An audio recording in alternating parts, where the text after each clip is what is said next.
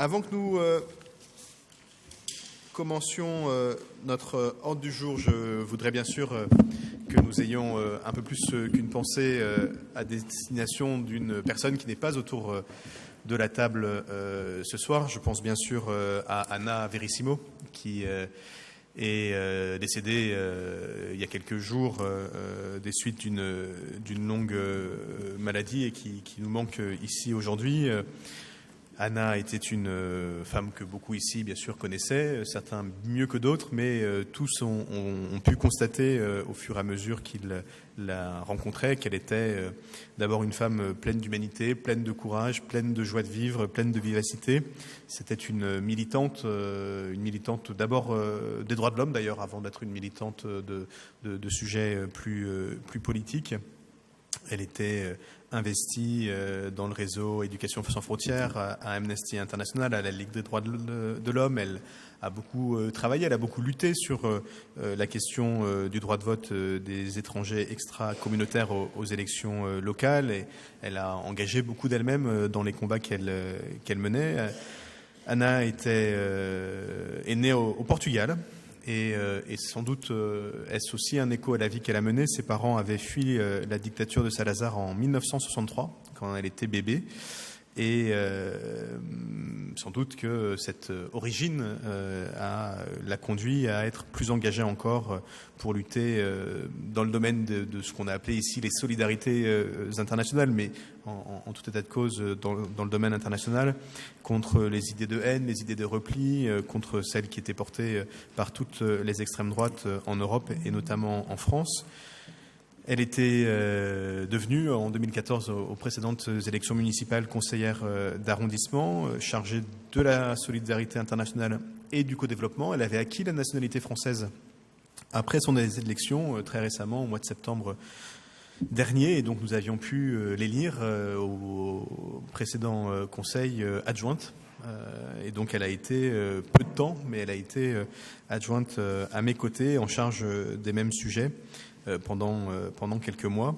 Je voudrais que nous ayons une pensée non seulement bien sûr pour Anna, mais surtout pour ses enfants, Mathias et Pénélope, pour ses proches. Vous informer qu'un hommage lui sera rendu à la mairie du 18e, puisque c'est le lieu où un hommage peut lui être rendu, en accord bien sûr avec sa famille, jeudi. Et vous dire et leur dire à quel point Anna va nous manquer et à quel point nous aurons en mémoire celle qu'elle était, sa façon d'être, son sourire, son dynamisme.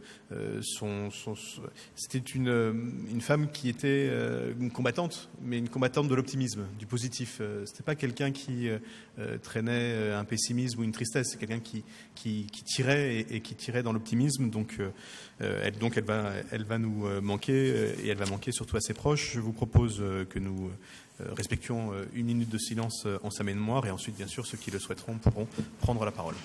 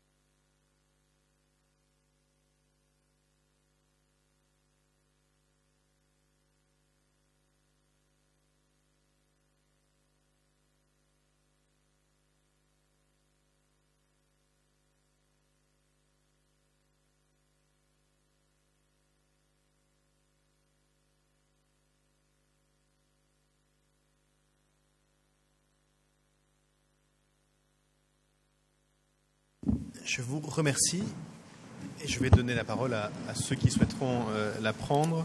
Pascal Julien, Yann Brossat. Pascal Julien.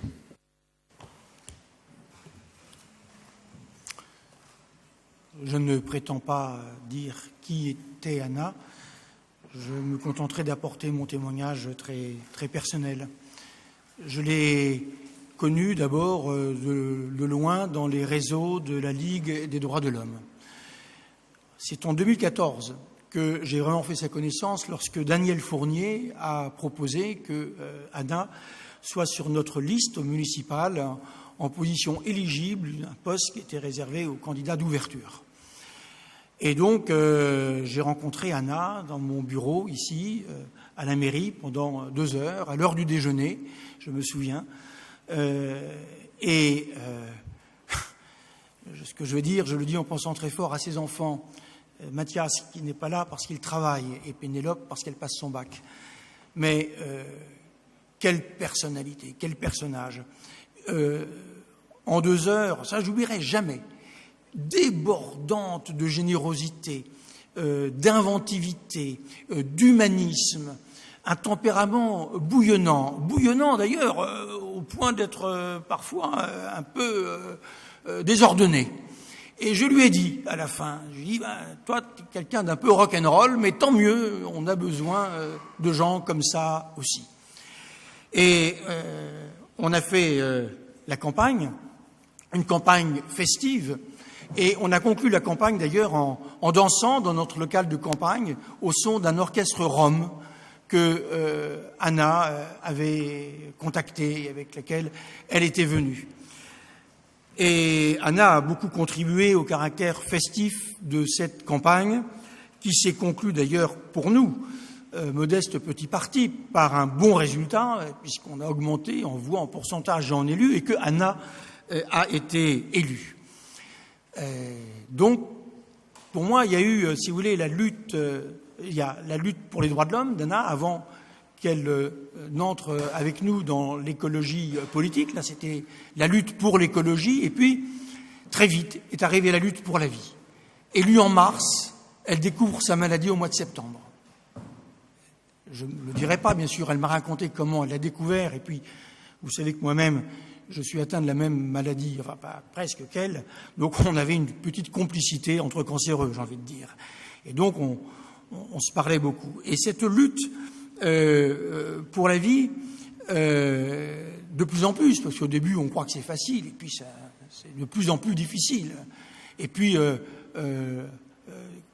comment dire, quand ce type de maladie finit par toucher le cerveau, qu'est-ce que vous voulez que je vous dise ? On n'a plus toute sa tête, par moment aussi. Mais cette lutte pour la vie s'est doublée pendant longtemps aussi d'une lutte pour un emploi.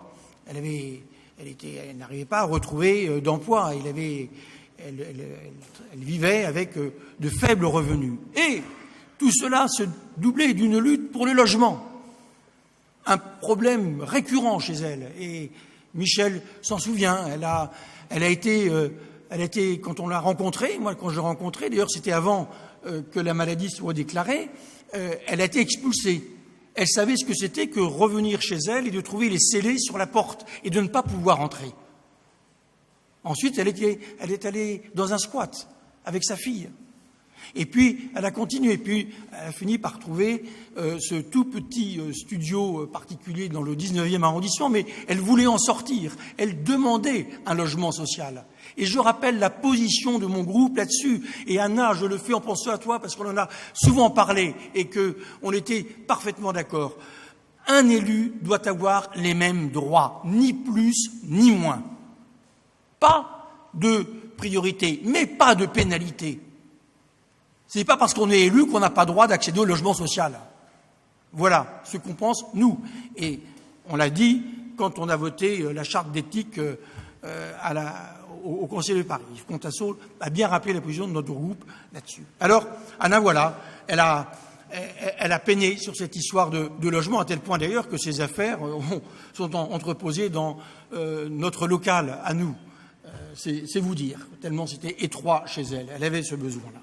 Mais ce que on veut retenir d'Anna, c'est justement cette vitalité incroyable qu'elle avait sur toutes ces luttes, que ce soit pour les Roms, Pour les étrangers, monsieur le maire a parfaitement résumé, autant qu'on peut le faire en peu de temps, pour les étrangers, pour les Roms, et puis pour la santé, parce que la santé environnementale est évidemment un thème que les écolos portent depuis longtemps.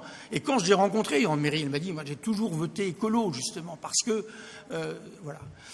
Donc on perd quelqu'un qui avait de l'humour, aussi. On plaisantait de sa maladie, de tout ce que je vous dis, du logement, on rigolait, voilà. Et c'est vrai que à la fin, les derniers mois ont été très durs parce qu'elle ne pouvait pas toujours communiquer. D'ailleurs, très tôt, c'était compliqué pour elle. On l'a rarement vue ici. On l'a rarement vue dans d'autres commissions. Elle n'a même pas pu faire la fête qu'elle devait faire quand elle était nommée adjointe parce que la santé l'affaiblissait. Voilà. Et le moral avec, si vous voulez. Mais malgré tout, jusqu'au dernier moment, la dernière fois que je l'ai vue, c'est le mercredi précédent son décès. Voilà, elle m'a quand même fait, on s'est fait la bise, quoi. Et j'ai vu chez elle un sourire qui en disait très très très long. Voilà.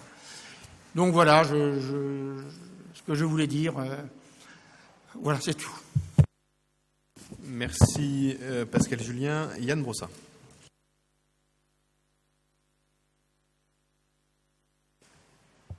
Quelques mots pour rendre hommage à mon tour à Anna Verissimo. La première fois que j'ai eu une discussion un peu longue avec Anna Verissimo, c'était un hasard, c'était un porte-à-porte dans cette résidence sociale Impasse des Anglais. Et je ne me souvenais pas que Anna Verissimo habitait désormais là-bas. Habiter, c'est un grand mot, était en tout cas hébergée là-bas. Et en faisant du porte-à-porte, après avoir vu un certain nombre de familles, je suis tombé sur Anna Verissimo. Elle est tombée dans mes bras et nous avons discuté longuement, beaucoup plus longtemps que ce qui était prévu initialement. Et ce qui m'a frappé, c'est que même dans cette résidence sociale, même dans ce studio où elle vivait avec sa fille et où son fils lui rendait régulièrement visite, même là, dans ces conditions particulièrement difficiles, elle était une combattante. Et elle m'a longtemps expliqué pourquoi le fonctionnement des serrures à l'entrée posait un certain nombre de problèmes. Et elle s'était mobilisée avec un certain nombre d'habitants de la résidence sociale pour que les choses puissent changer. Et rien que ça, je crois que c'était Anna et ça résume bien le personnage. Puis nous nous sommes revus après à plusieurs reprises et elle m'a notamment dit sa volonté de s'engager dans ces élections législatives avec en tête évidemment la situation de santé qui était la sienne, mais avec la volonté farouche de porter ses idées et ses convictions, ses combats, jusque lors de cette échéance. Nous sommes aujourd'hui évidemment tristes, évidemment peinés, mais je crois que Anna nous lègue beaucoup de combats et une envie de poursuivre l'ensemble des batailles qu'elle a menées pour tous ceux qu'elle aimait, pour tous ceux qui souffraient et pour lesquels elle s'était engagée depuis de très nombreuses années. Merci. Gérald Briand. Juste pour dire que je m'associe évidemment à la tristesse de ce moment. De dire que moi, quand je l'ai rencontré, j'étais élu, c'était le premier mandat. Et moi, j'ai fait connaissance de Anna quand il y avait une évacuation d'un campement Rom sur un territoire de la SNCF. C'est là qu'on a fait connaissance. Donc, elle était la militante des droits humains. Puis moi, j'étais l'élu, le sinistre élu qui venait essayer de faire ce qu'il peut pour essayer de travailler à reloger. Et puis j'avais tout de suite accroché avec ce petit bout de bonne femme. Et elle n'a jamais lâché. Quand elle a été élue, j'ai trouvé ça vraiment très bien. J'étais très content. Je trouvais que c'était symbolique, qu'elle aussi passe un peu de l'autre côté et qu'elle voit les deux. C'est dommage qu'évidemment la maladie les privait de l'apport qu'elle pouvait avoir, un apport singulier intéressant dans le débat, parce que des fois moi je n'étais pas d'accord avec elle, mais bon, on assumait ça très tranquillement. Ce que je voudrais, c'est que on sort souvent des choses, des équipements qui seront soit provisoires, soit plus longs et tout ça, et je trouverais ça bien qu'il y ait un un lieu, je pense, voilà, qui traduise un peu ce qu'a été son engagement, notamment sur la question que ce soit Rome ou que ce soit ça. Si on pouvait, voilà, dans les futurs équipements, je pense que ça serait bien d'y associer son nom. Voilà. Merci beaucoup. On va effectivement travailler à cette question. S'il n'y a pas d'autres demandes de prise de parole, merci beaucoup. Pardon, Monsieur Bournazel. Non, simplement, je veux m'associer comme président du groupe de l'opposition à l'hommage qui a été rendu. D'abord à l'élu de la République qu'elle était, et même si nous ne partageons pas tous les mêmes points de vue, je sais que c'était une femme engagée, et ça a été dit, et donc simplement lui dire qu'on lui rend hommage, toutes et tous, et qu'une vie de combat, une vie de militante, c'est une vie qu'on doit respecter, parce que c'est une vie de sincérité, et c'est ça qui compte. Donc voilà ce que je tenais à dire à sa famille et à ses amis qui sont autour de la table. Merci beaucoup.